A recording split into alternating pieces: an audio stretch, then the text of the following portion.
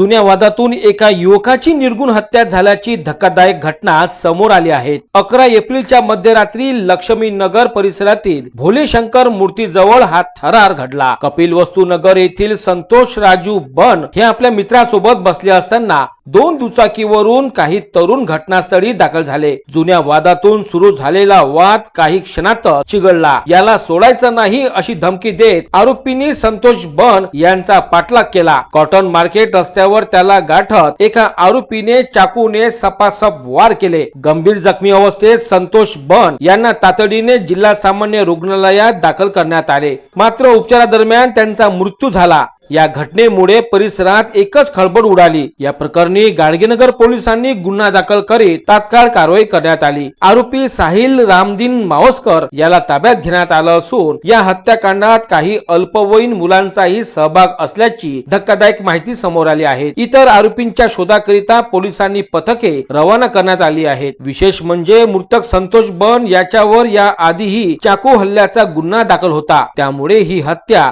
जुन्या वादातून झाल्याची शक्यता पोलिसांकडून वर्तविली जात आहे। काल रात्री गाडगेनगर पोलीस ठाण्याच्या हद्दीमध्ये संतोष राजू बन वय वर्ष 21 हा त्याच्या घराच्या बाहेरच्या ओट्यावर 11:30-12च्या सुमारास बसला होता।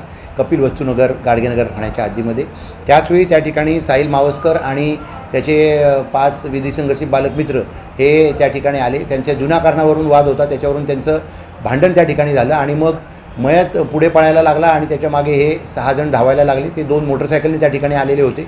त्यांनी चाकूने वार करून मयत संतोष बन याला जीवे ठार मारलेले आहे। या प्रकरणी साहिल मावस्कर याला ताब्यात घेण्यात आलेले आहे आणि इतर विधी संघर्षित बालक जे आहेत त्यांच्याबाबत योग्य ती कायदेशीर कारवाई सुरू आहे।